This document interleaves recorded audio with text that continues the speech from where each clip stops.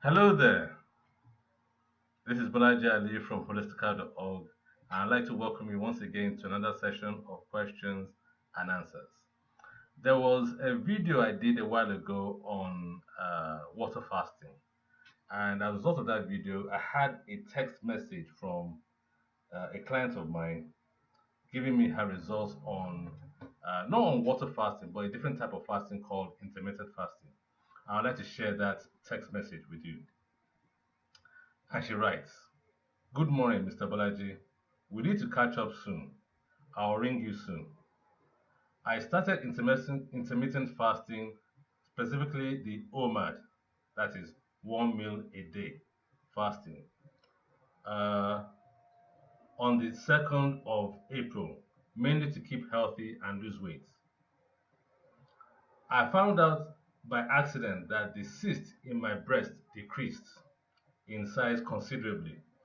I do the OMAD every day as a lifestyle, and I feel so healthy, and I have reached my ideal weight now, as I have lost over 10 kilograms. I have been meaning to tell you, and I saw your video on fasting. So well done, you. I'm not going to disclose her name on this video because some of you might know who she is. But we are getting testimonials from various parts of the world, from the work we do in holistica.org, from faraway places like Australia, United States, here in the United Kingdom, as well as in Nigeria and other parts of Africa.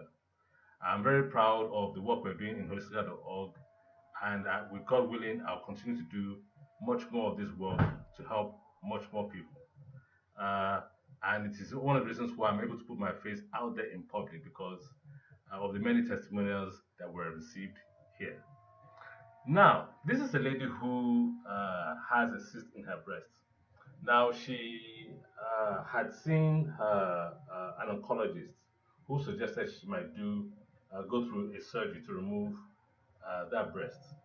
And because she had actually has a sister who had cancer treatments and died as a result of that cancer treatment, she opted not to go for any of the orthodox cancer treatments whatsoever, and she decided to take very good care of herself and change her lifestyle. So it was at that point that she was recommended to me, and I developed a protocol that would aid her.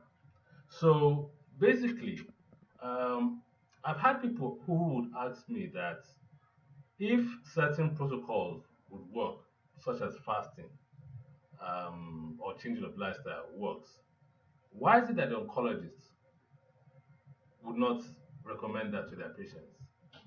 And I can understand the question, but the question is quite naive and quite blindsided as to the way things work in the world.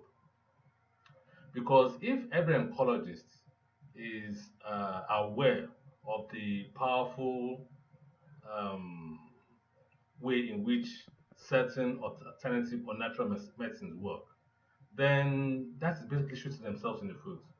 There will be no relevance for their own therapies to be given to patients.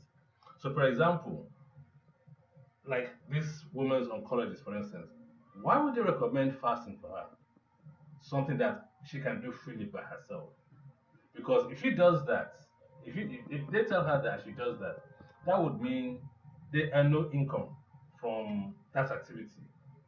That's not basically how the world works. So the reason why many of the natural medicines and the natural protocols and modalities are being shunned and condemned and ridiculed by the media, the charities, the government, or bodies, is precisely to keep people away from these highly effective, inexpensive medicines, and then you are now then forced, more or less, to take these very expensive, harsh, you know, barbaric type of medicines that can ultimately kill you. So, in America, for instance, an oncologist earns about 50 to 60 thousand dollars per patient. So, how would that, uh, that would affect him adversely if he recommends, you to do something natural where he earns no money from that.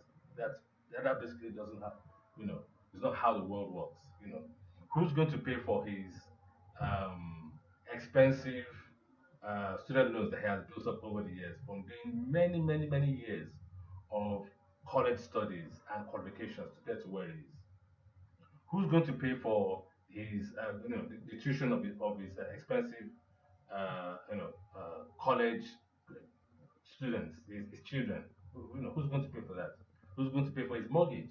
Who's going to pay for some of the lavish lifestyle that some of these cancer doctors can live as a result of doing this kind of work? So it's as I said, I understand where the question is coming from, but it's in complete naivety of how the world works and how medicine works in the modern day. So don't expect your oncologist or cancer doctor to tell you about these things. Rather, they'll warn you against them and try to blindside you against using any of these protocols or treatments. So, just something that you need to be aware of so that you can do your own research and come to your own conclusion. This has been Bola Ali from holistic.org. And thank you for watching this video. If you find this video interesting and informative, don't forget to share it with your friends, family, and associates. And welcome you to our next video that will be coming up shortly on questions and answers.